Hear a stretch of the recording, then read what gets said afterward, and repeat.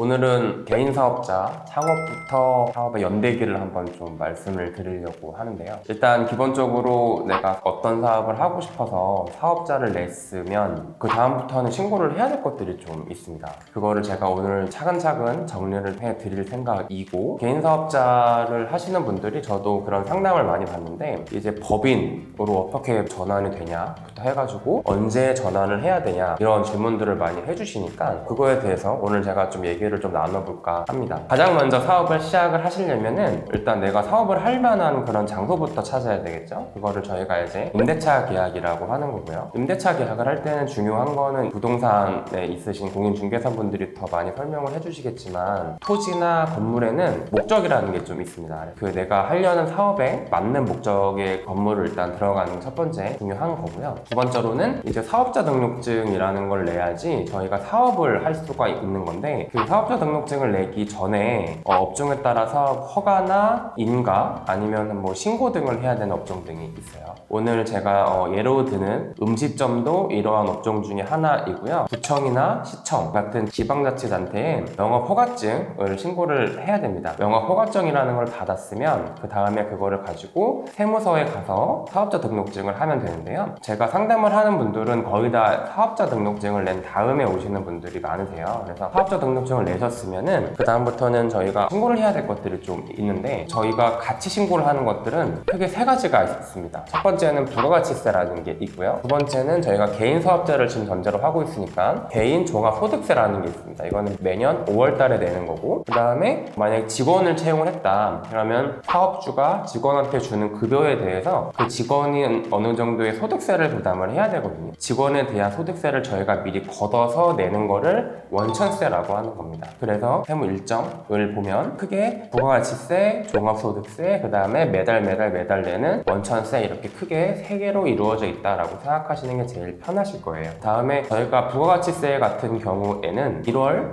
4월, 7월, 10월 해서 총 4번을 납부를 하게 됩니다. 그 중에 저와 같이 신고를 하는 거는 1월달, 그 다음에 7월달이고요. 쉽게 생각하셔서 상반기랑 하반기가 나눠져 있을 때 이 상반기 거는 7월, 하반기 거는 1월달에 신고를 한다고 생각을 하시면 되고, 중간에 4월이랑 10월에 전에 납부했던 금액의 절반 정도를 내가 미리 낸다, 이런 개념으로 생각을 하시면 됩니다. 지금이 4월달이라서 이미 제 거래처 분들한테는 다 고지서도 많이 보내드렸고 부가가치세를 내는 달이라고 생각을 하시면 됩니다. 그 다음에 이제 1년이 지나서 어느 정도의 돈도 벌었고 어느 정도의 돈도 썼고 그런 결산 절차를 거치게 되는데, 이 이익에 대해서 저희가 내는 세금을 종합소득세라고 하는 겁니다. 그래서 그거는 사업을 시작한 다음 연도 5월 달에 저희가 신고하고 납부를 하는 걸로 되어 있고요. 이 중에서 성실신고 사업자라는 분들이 계세요. 좀 쉽게 말씀을 드리면, 일반 개인 사업자 중에서 어느 정도 매출액이 좀 돼서 나라 입장에서 봤을 때 이 사람들은 좀 관리를 해야 될 필요성이 좀 더 많다라고 이렇게 여겨지는 거를 성실신고 사업자라고 하는데요. 성실신고 사업자의 기준은 그 해당 연도의 매출이 기준이 됩니다. 업종별로 그 매출 기준은 좀 다 다르긴 하거든요. 근데 오늘 제가 음식점의 예를 들기로 했으니까, 지금 음식점 같은 경우에는 해당 연도에 매출이 7억 5천을 넘어가면은 성실신고 사업자라고 해서 그런 식으로 이제 5월달에 안내문이 옵니다. 그건 이제 S 유형이라고 적혀 있고요. 성실신고 사업자분들 같은 경우에는 제가 5월이 아니라 6월달까지 저희가 종합소득세 신고를 하면 되는 겁니다. 아까 제가 원천세라는 거를 말씀을 드렸는데, 원천세라는 거는 기본적으로 직원이 있을 때 저희가 내는 세금이에요. 그런데 직원을 채용을 했을 때 그 원천세라는 거 말고도 내야 될 게 두 가지가 더 있습니다. 첫 번째는 간이지급 명세서라고 하는 거고요. 두 번째는 저희가 지급 명세서라고 하는 건데, 이 두 개가 약간 좀 취지가 좀 달라요. 간이지급 명세서는 반기에 한 번씩 저희가 제출을 하는 거고, 지급 명세서라는 거는 1년에 한 번 제출을 하는 건데요. 저희 영상을 보신 분들이라면 이제 약간 좀 지겨우실 수도 있는데, 제가 계속 드리는 말씀이 돈을 쓰면 그거에 대해서 증거를 받아라 라고 많이 말씀을 드렸어요. 직원들한테 돈을 주고 그거에 대한 증거를 뭔가 남길 만한 게 없잖아요. 그러면은 그때 이 지급 명세서라는 거를 저희가 세무서에다가 제출을 함으로써 이 인건비에 대한 객관적인 증빙이 되는 겁니다. 그래서 우리가 인건비라는 거를 주고 그거에 대해서 비용으로 인정을 받으려면 꼭 지급 명세서라는 거를 좀 제출을 해야 된다라는 걸로 생각을 하시면 되고요. 그 다음에 직원분들을 채용을 했을 때도 마찬가지고, 아니면 사실 없어도 사실 문제인데, 저도 지금 사업자로서 이렇게 개인 사업을 하고 있지만 사실 가장 문제가 되는 거는 세금보다는 4대 보험을 많이 체감을 하실 거예요.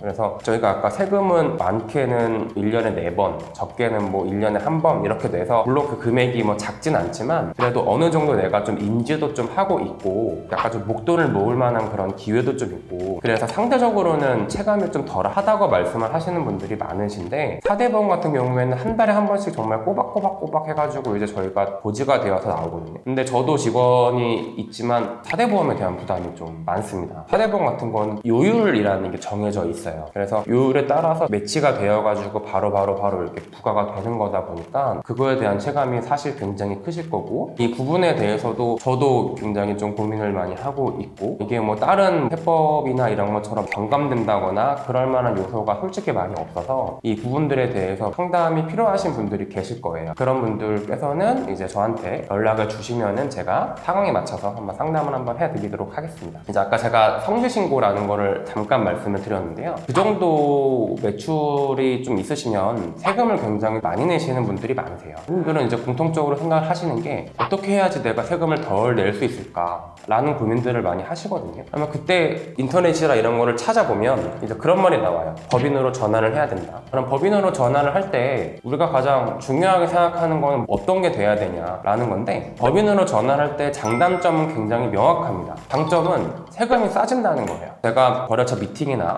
이렇게 갈 때 이제 가끔씩 이렇게 좀 약식으로 계산을 좀 하기도 하는데, 많게는 정말 2배 넘게 차이가 나는 경우도 있어요. 그렇기 때문에 법인으로 전환을 하면 세금은 굉장히 싸진다, 정말 체감을 할 만한 그만큼의 효익이 있다라고 생각을 할 수가 있고요. 단점은 돈을 쓰기가 어렵습니다. 이게 회사 돈이기 때문에 그전에는 사실 내 통장에 있어서 내 돈으로 카드나 뭐나 이렇게 매출액이 다 들어오고 거기서 사업상으로만 써야 되지만, 사실 개인적으로 그 통장을 쓰는 거에 대해서는 별로 제재라는 게 많이 없어요. 근데 법인으로 바꿔서 우리가 법인 통장이라는 거를 쓰는 순간 법인 통장에 들어있는 돈은 저희가 함부로 빼쓰지를 못해요. 그래서 법인을 처음 하시는 분들이 그런 과정에서 어려움을 겪으시는 분들이 되게 많거든요. 근데 저는 법인 전환을 굉장히 추천을 드리는 사람입니다. 왜냐면 사실 저희가 사업을 1년, 2년 할 게 아니기 때문에 사업을 할 때는 세금이라는 거는 무조건 따라가야 되는 거고, 그 세금을 무조건 절대적으로 줄이는 게 중요하고, 법인에 대한 습관이라는 거는 제가 1년 정도, 뭐 길게 말해서 정말 2년 정도면은 내가 그 습관을 충분히 들일 수 있어요. 그런 거에 대한 걱정은 잠시 좀 접어두시는 게 좋을 것 같고, 만약에 법인 전환을 지금 뭐 생각하시는 분들이 있다라고 하시면은 그것도 저한테 한번 상담을 요청을 해주시면 제가 뭐 방문을 드리거나 아니면은 뭐 전화 상담을 하거나 그런 식으로 해가지고 이제 상황에 맞게 제가 어느 정도의 솔루션을 좀 드릴 수 있을 것 같습니다. 그리고 법인 전환을 하는 데에 있어서 이거는 절대 개인은 할 수가 없어요. 제가 이제 경험을 해보니까 세무사뿐만이 아니고 다른 자격사분들도 같이 있어야지 이제 한꺼번에 이렇게 좀 할 수 있는 거예요. 그렇기 때문에 그런 면이 있고, 업종이나 아니면 내가 하는 사업이 법인 전환할 때 주의할 점, 그 다음에 법인 전환할 때도 저희가 세금이라는 걸 한번 좀 내야 되는 경우도 있거든요. 그래서 이제 그런 경우를 어떻게 실수 없이 넘어갈 수 있는지 그런 거를 제가 종합적으로 상담을 드릴 수 있으니까, 혹시나 이런 부분에 대해서 고민이 있으신 분들은 언제든지 이제 저희에게 연락을 주시면 제가 친절히 상담을 해드리겠습니다. 감사합니다.